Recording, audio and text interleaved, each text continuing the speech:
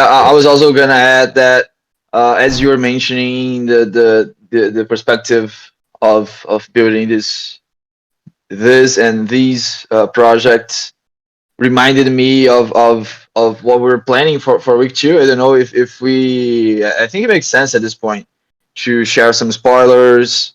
Maybe you could disclose a bit about that um, DeFi price discovery bounty. Up to you. What you said just made me think about that. Cool. No, I think we should go through this and then see what comes out of it. Again, thanks for taking the time and joining, and the team here at LTF appreciates you always taking time to come and listen.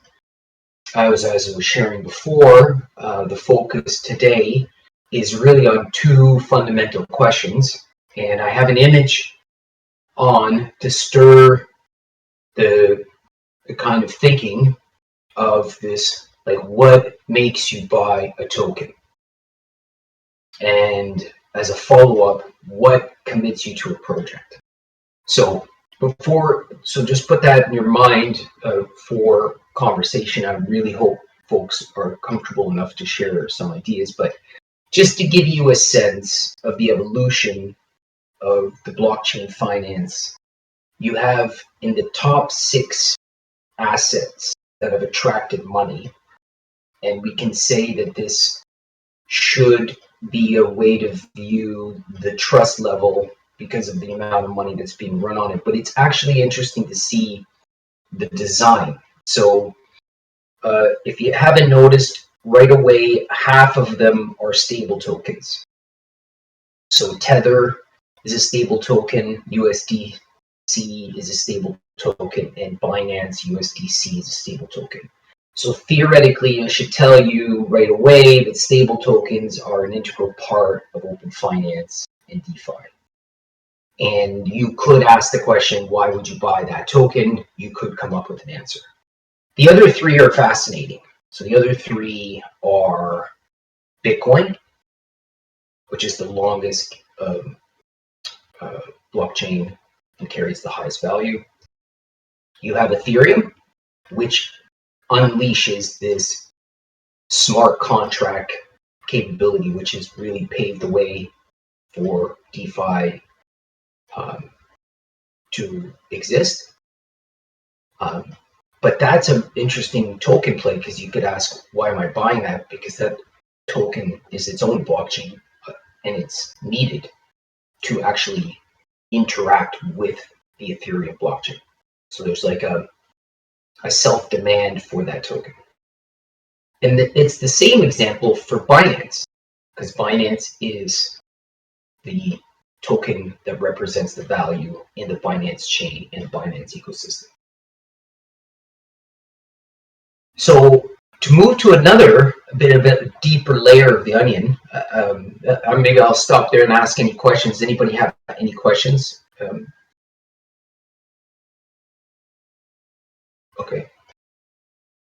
Okay. So the cool thing here is now we go one. So these are individual tokens. So now we can go one layer down. So this is where you can participate in like a vault or a pool kind of structure. And this is really fascinating because you now are questioned with some pairs. You have some choice. And you can see the pool choices. So there's 2 tokens that make up this very large pool, and this is ordered by size. So there's $1.2 billion in this STETH. You could use, if you had any one of these tokens, you could put it into this pool. So it would leave your wallet, it would go into the smart contract.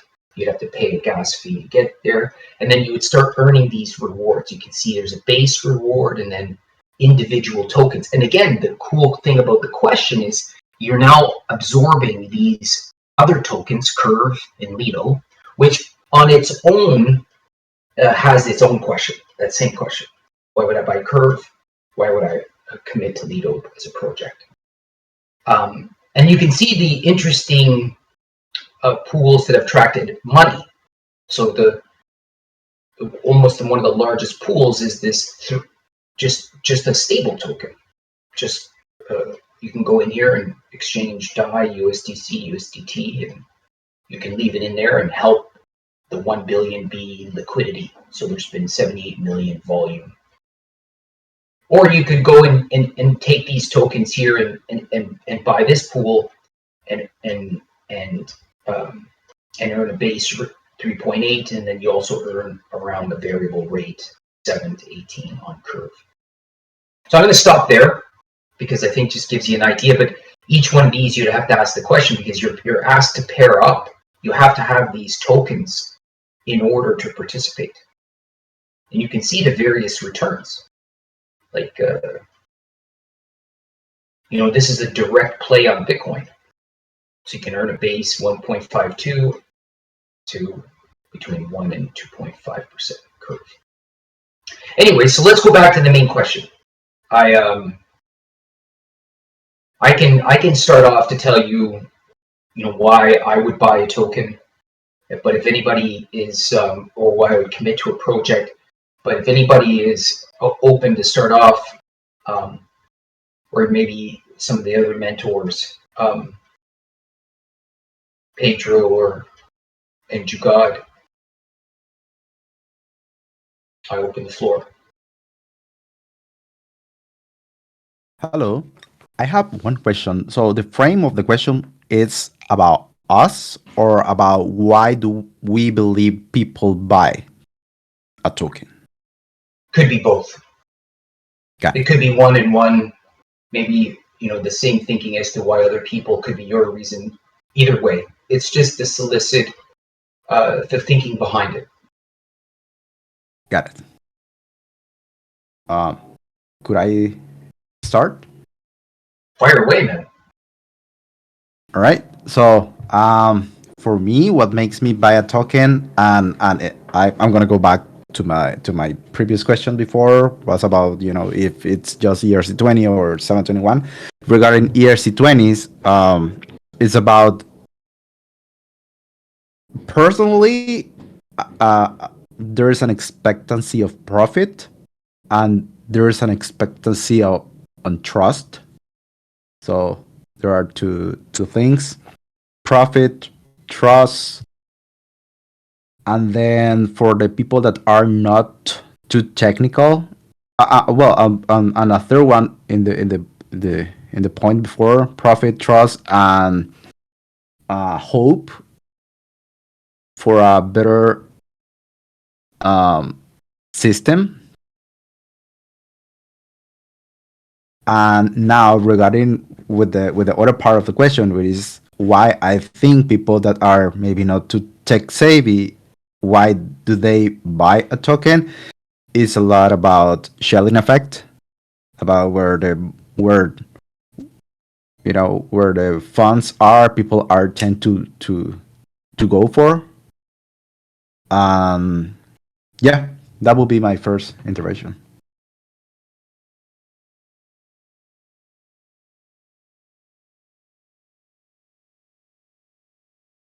Thank you. Yep. Nice.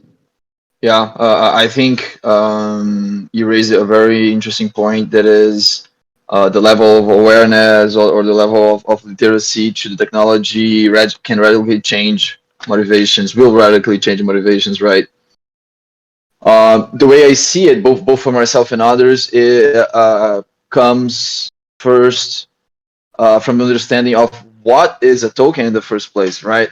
So I really like this definition of how a token can be understood as a box, a recipient, where where usually what's inside is some sort of access control to something. So a token can be used to grant access to a platform, to value, to identity, to a myriad of things. And obviously from a general perspective, someone buys a token because they're interested in what from this vision from what a token would have inside of it. What is it granting access to? Now, personally, at the moment, I'm really only buying tokens um, from projects that I deeply believe in or that I need to use their platform, like Polygon, for example, or obviously Ethereum.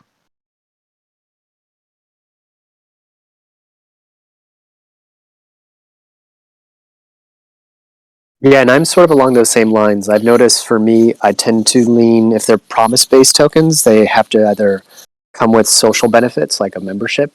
Friends with Benefits is one example. But I also, when it comes to promise based tokens, I look for ones that have some future utility in either an application that's being developed or a project that's launching. And when I do pick up tokens that are sort of what we'll call like maybe financial or speculative, it's usually for store value. So these are like maybe really early layer ones or protocols that have like established uses and like good participation from the users and governance. So that's it for me.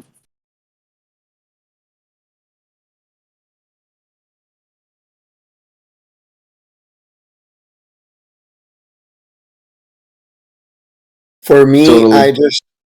I just treat the token like an evolved.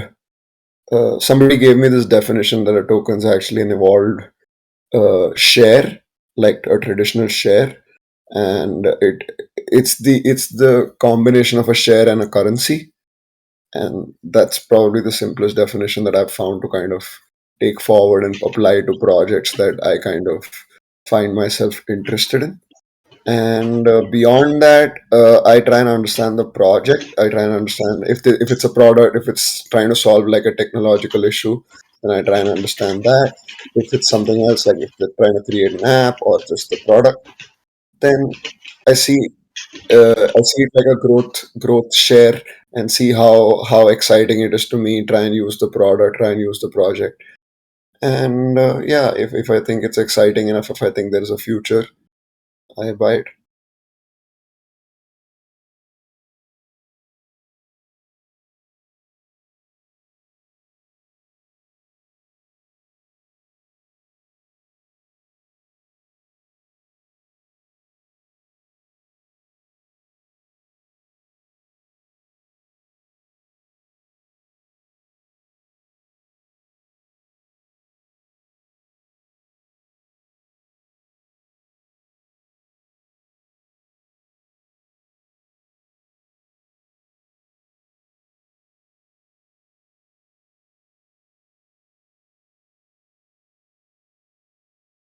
Maybe just to add, I liked the Oki intervention about, for instance, friends with benefit token, because that's kind of I don't know, in the mix between an ERC20 and 721 without any standard concept, because it grants you access to a community, but it's not a 721.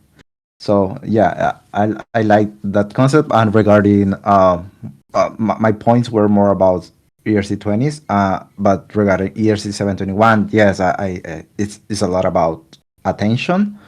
And now, before I thought that it was more about art and all that, but it I don't know. For instance, there are projects like, I don't know, Goblins, for instance. When they came out, I say, oh, what a ugly art. But then they exploded in price, and then people started to buy it. So it's I don't know, a multivariant thing that could be resumed into concentrated into just attention from people.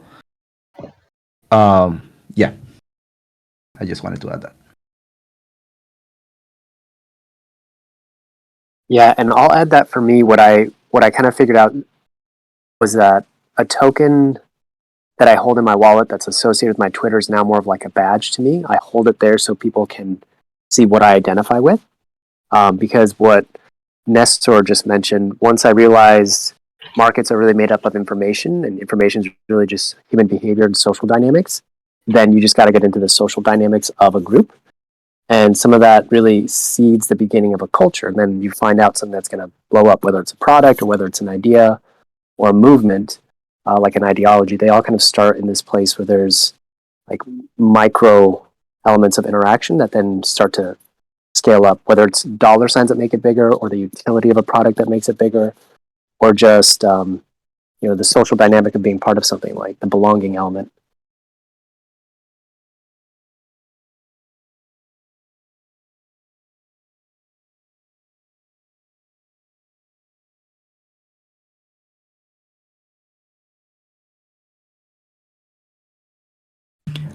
An interesting point that I don't know if I would love to have your ideas, guys. And girls, is about this clash between price speculation more in the 721 side or 1155. That is more about when something is minted for free, it's very hard to get attention from people. Some projects have done that very successfully. But when any token or most of the 71 or 1155 tokens increase in price because of the speculation and attention, a lot of people start to perceive that project or community as a exclusive one and not as an inclusive. And there is always that tension between prices and inclusiveness. And yeah, I would love to know what you guys think about it. I'll step in here and answer that. I think a lot of times people see things that are free and inexpensive as something that has very little value. And so they don't want to invest in, supporting this token, this currency, if it's perceived not to have any future value. And that you can see that just in everyday things, even as content creators. If you're giving away something free, you're giving away all this free content, they don't see you as a coach, as a creator that has anything of value. Like, they don't even care about your services or your goods, because they're like, well, if you're giving this away for free, there's no way we're going to ever buy anything from you.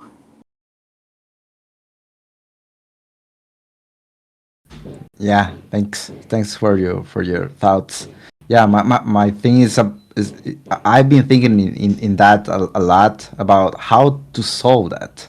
Pretty much how to create a community that could start like from a free minting or something like that, that could increase in value, but at the same time could get a lot of attention from people, because that's kind of a never ending issue in society. Yeah, thanks. I mean, one of the easy things is like you take the examples that have been used today, like Matic blockchain, like Polygon or Ethereum. There's a constant demand for their token for the utility and interaction on those chains. So unless you're a layer one, then you have to come up with a utility. You have to come up with the gamification of why, other than the yield, because let's not forget this is DeFi, and most of what is happening is in the form of investing focused, right? So it's interesting that in the case here, I think the whole price discovery phase is the reason why it's intertwined, and attaching value requires price. Whether I'm not. It's not about what the value is, but to get a value, there has to be a price.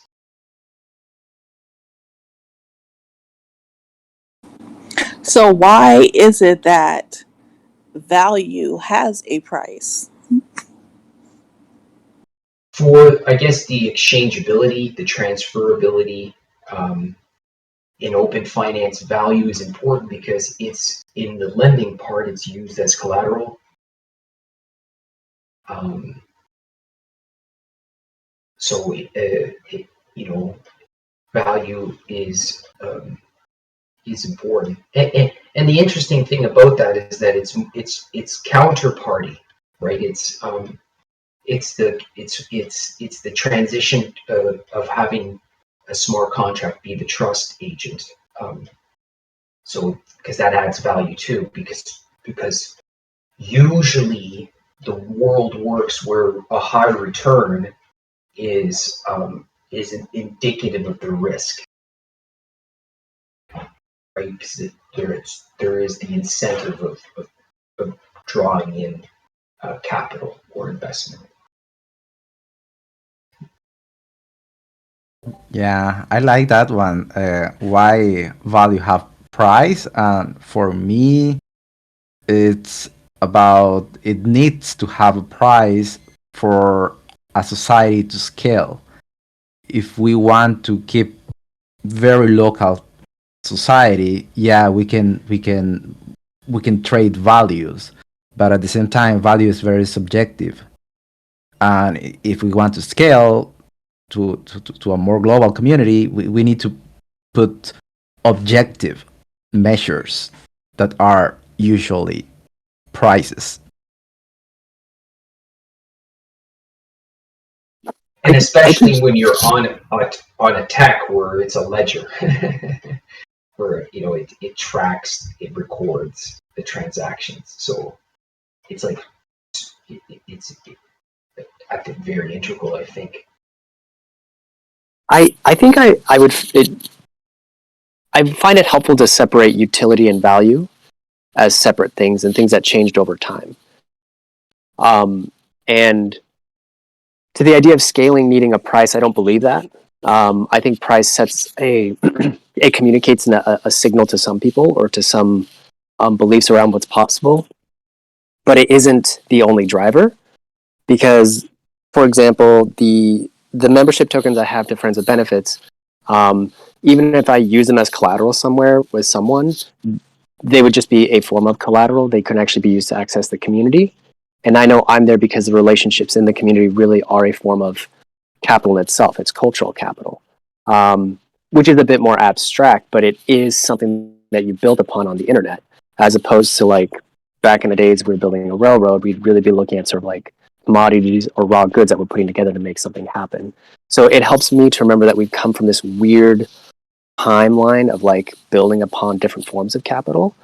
And I tend to see dollar signs as not the best signal, because I also know markets, though there's high return for high risk, it's also you got to play a big discounting game. You got to figure out what are all the bits and pieces along the way, both in terms of agreements and in this case DeFi, like smart contract risk. So it's not always worth for me getting heavy into that. Just like whatever, I'll just hang out in human society or people dynamics, because that really tends to inform where things go.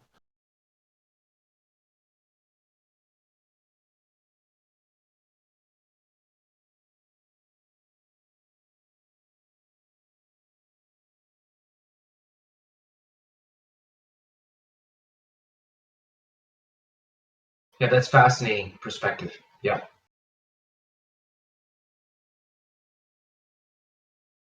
They're intertwined, I feel, but you can break them apart.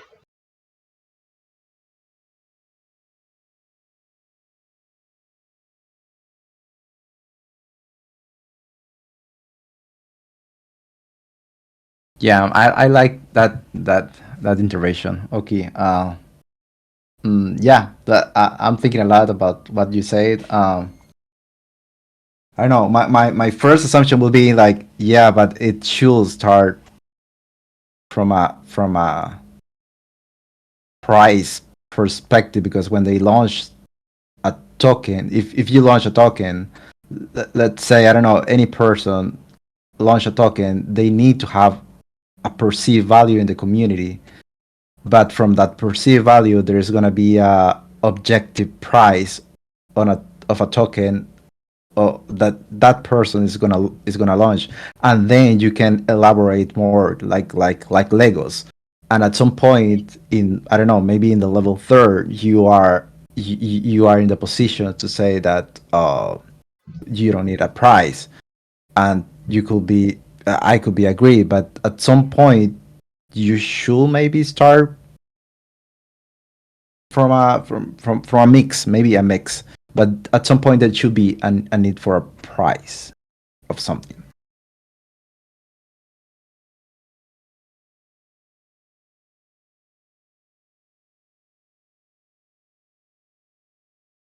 Yeah, I agree. Price helps. I think for me, what I figured out, whether because I've aped into some things, like literally just don't think about it, jump into it. And when I thought about my psychology in those different states, it's like I define trust differently at each point in time. There's different variables going on that made me look at whether it was rational or non-rational decision making. This invisible micro element of trust that was like automatically assumed. I think the capital formation part is what's most interesting, and that's why the DeFi is fascinating me, is because you could have these like, you know, primitives, to use that word, of like just baseline things that work. For example, the concept of collateral. Like collateral works in real life. You know, like if I ever forget to pay a bill, somewhere, like here's my driver's license. I'll be right back. I gotta go get cash. That's a form of collateral. It works as a concept, but just like in what environment, and then how to build upon it. But yeah, price does help. Like when you see $sign on there, definitely helps.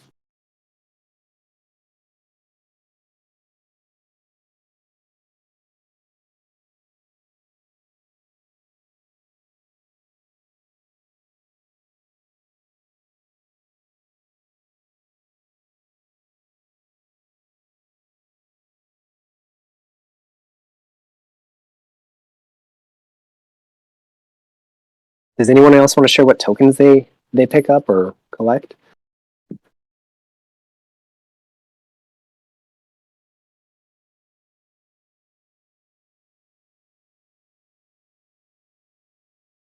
I can tell about one that I've been holding since its inception, and I'm super engaged, super curious about its future. Is Gitcoin's token. I mean, that project is beautiful.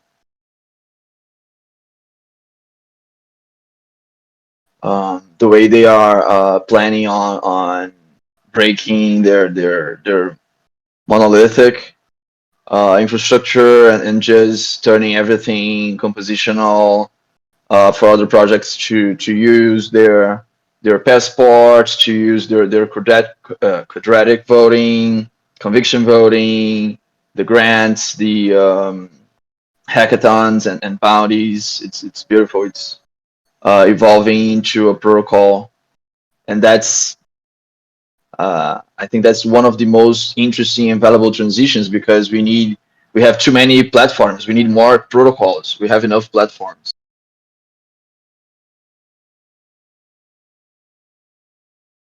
Or maybe not enough, but too many. Okay, to answer your question, I put up, I don't know if you guys can see Curve here. So the Curve token is an interesting, I think it's a very interesting development in token engineering. This VE stands for a voting escrow token. And it's really interesting because you have the Curve token, which, if you read into it, if you see how big Curve is, and it's kind of like the Fed, and it has all those pools, it's taking fees for the utility of people using the app, the decentralized application. So buying the token itself, you're buying into the revenue of the token and the belief that this service will continue uninterrupted for years coming. And you can see the motivation that they've done in the longer that you lock up or stake, the more you get of this special token, this voting escrow token, which you can use to do votes on the interworkings of all of their pools. Curve manages what they call emissions. But just to give you a sense, these are the weekly fees that are coming out of the Curve platform. So in 1 week, they made 621,000 American. The week of June 22nd, because of the activity, they made 4.3 million in fees.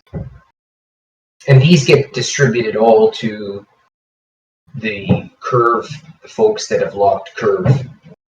You can see the next distribution when it is. You can see the daily distribution, the average weekly distribution,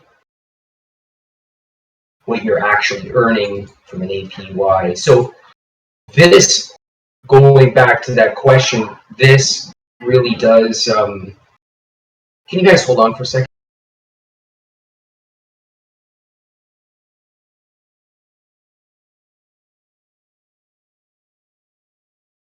Sure. In the meanwhile, while he isn't back, just a quick question: Has anyone here actually interacted with any Curve contract?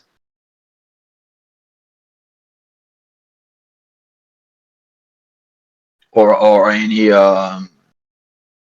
yield farming or staking or Yeah. tokens somehow? Yes. The most similar of Curve that I interacted is in Binance with Cryptos to swap stablecoins. Nice.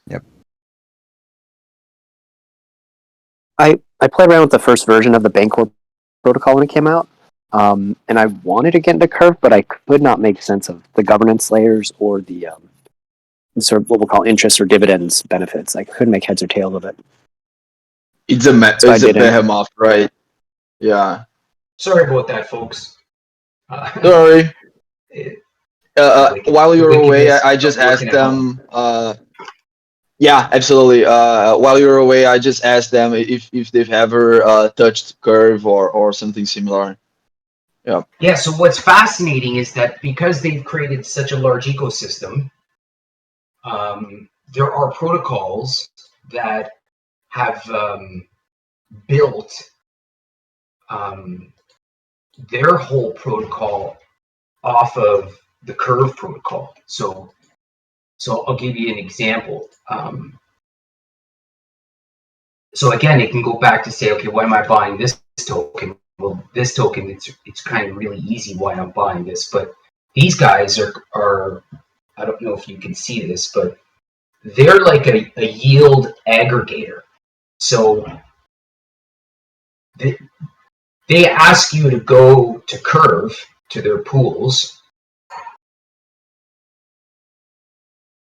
and then you would invest in one of their pools. So you would take your token, you would put it into this pool, and then the exchange is that as a user, you get a version of this vault. Now, you can stake it and earn in Curve, or you can take it and come over here. And these guys are incentivizing you and I to take the tokens that we've deposited here, bring it here, and in some cases get like an amplifier, because Convex has gone out and bought a crap load of Curve protocol and is using their voting power that comes with this voting escrow and is kind of like bribing its way. It's created a system of bribing where they're asking users to come and vote on where the emissions are going to go. And it's all, what's amazing is that it's all public. So you can see all of the statistics on Curve and where the emissions are going. And so, these are really layered protocols. One's building off of the success of this one, but Curve is really demonstrating itself as like being that, Federal Reserve of open finance. And anyways, I'll stop there. So I just wanted to share that.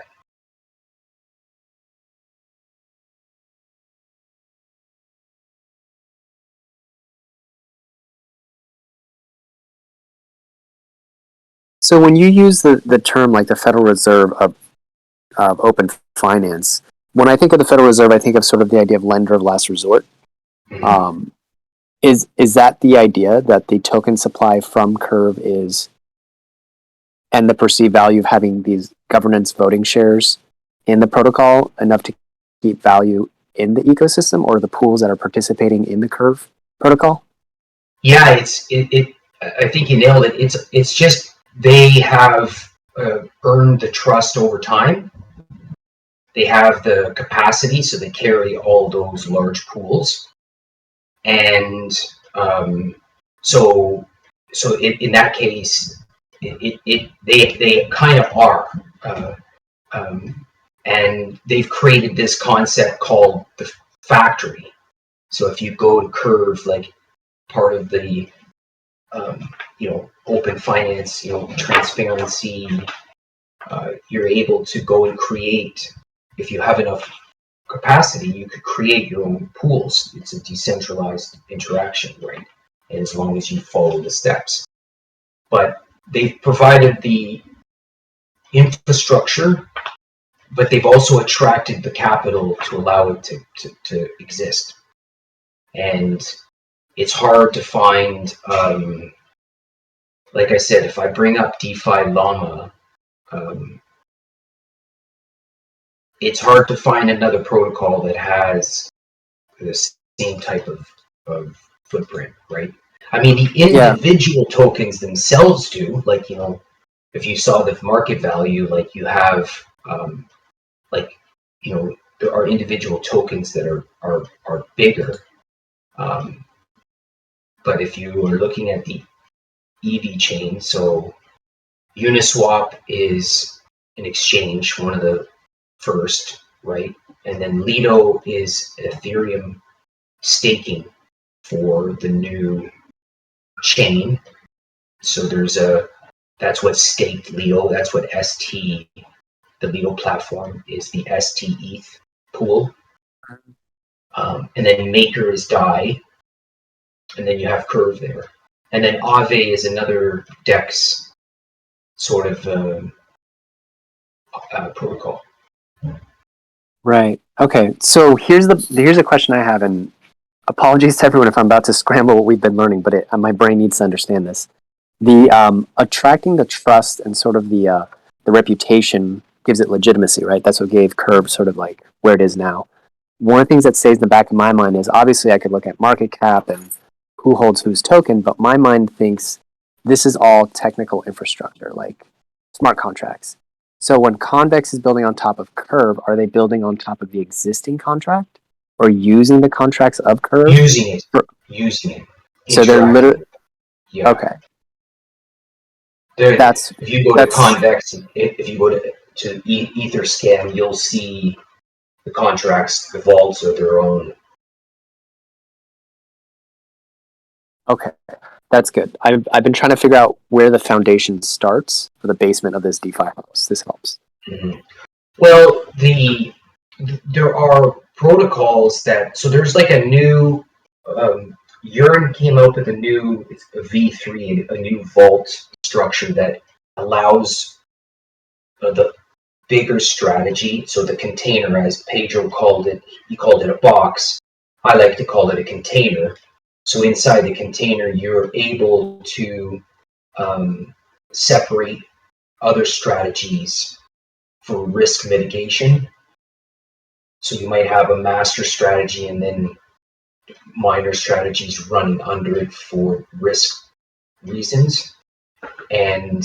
But those would still be, the user would interact with the one main one, and then that container would do all of the interaction.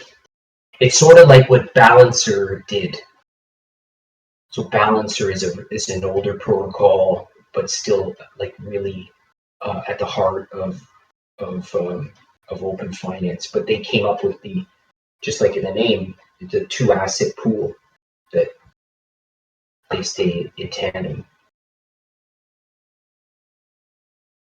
I'm not trying to veer too much away from the original question, but I think we got some really good things, folks. What do you think? Why commit? Why Yes. buy? I think it's pretty good. Hey, Absolutely. Pedro? Absolutely.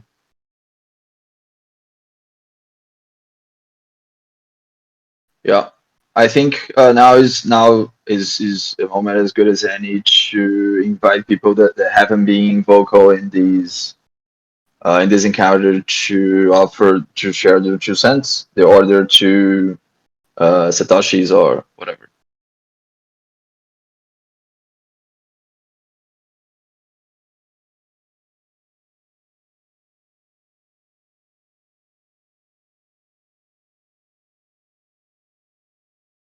Sorry, I didn't get the Well- question. I was just saying that we've been having a very productive discussion, and now that we had this spontaneous pause, it's a good moment for people that have been less vocal, that have more listened so far. I'm just like cordially inviting, like if you feel like sharing anything, please do. One of the things that this conversation's got me thinking about when you talk about value versus or plus utility is how mutual aid can work through tokens, right? So we're talking about financial value, and really, what I hear when we talk about that is a shortcut for thinking about what something means. In a mutual aid setting, you are exchanging value, but it's not necessarily a one-to-one value as it seems in a financial transaction. But even that is not really one-to-one, because a financial value is not necessarily an objective value, because objective is highly subjective. So it's just got me thinking about how tokens align with, or some of the challenges with using these types of systems with mutual aid goals.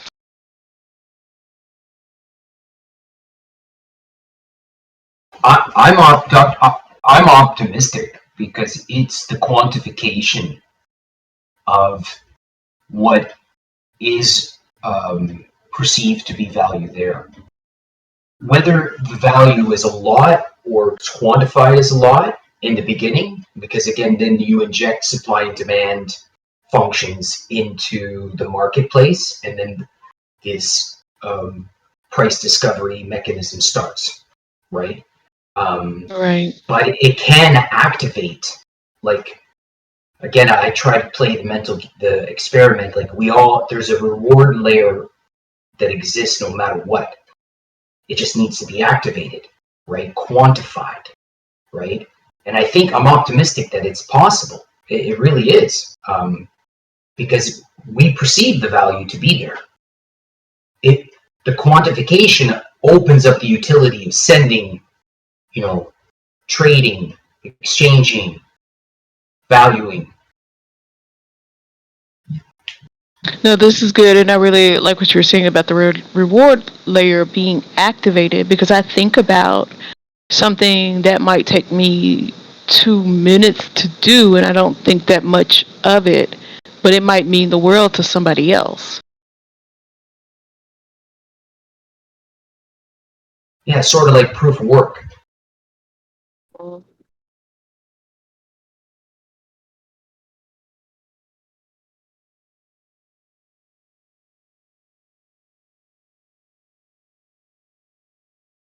Like the example that I keep coming back to, because we're focusing on solar, and again, I want to just make sure we stick with our time here.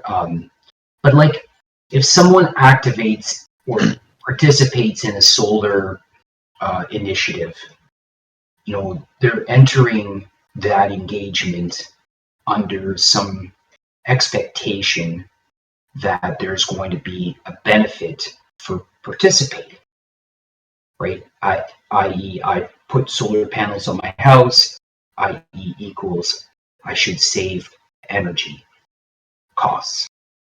Now, there are, I think, a lot of cool things that happens just from that decision, right? So how much do I save? How much, like, what are the positives of me putting those on versus the negatives? Could collectively all of us become one pool for the industry, using quotes?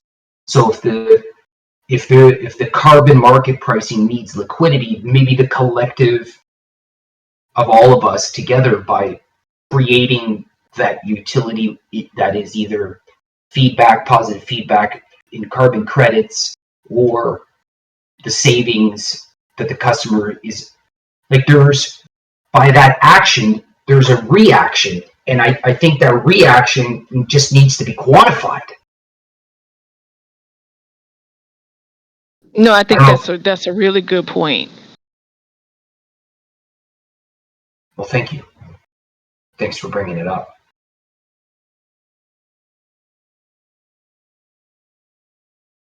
Yeah, absolutely.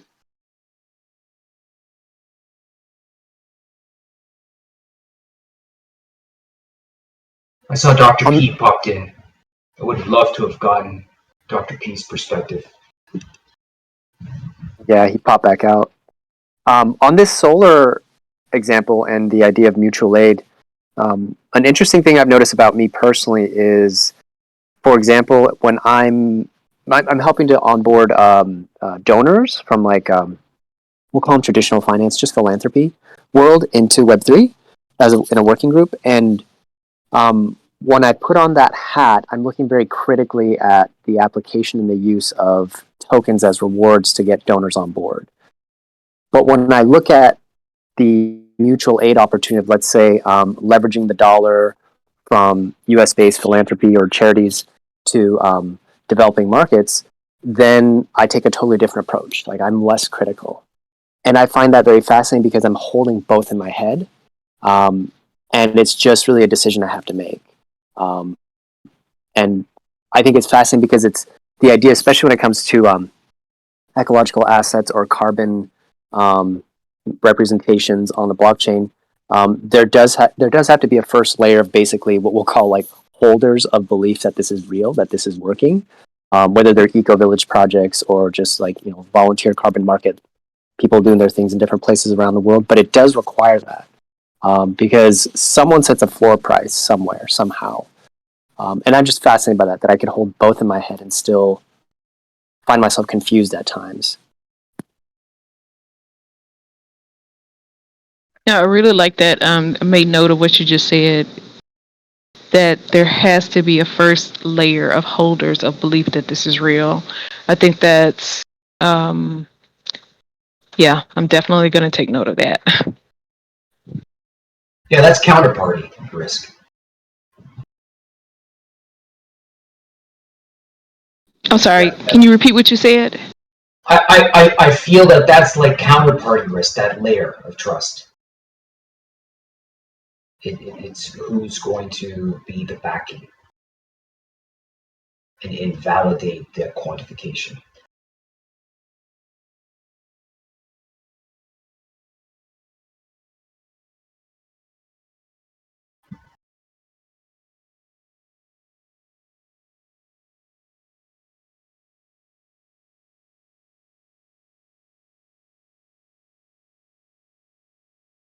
What do you think, Pedro? I think we just had a very constructive office hour. Thank you, everyone who joined us. Yeah, thank you very much for the participation, folks. It's awesome. Thank you. Yeah. This is the last live activity of week 1. Thank you for joining us in this bootcamp. Not only this office hour, but all other live activities.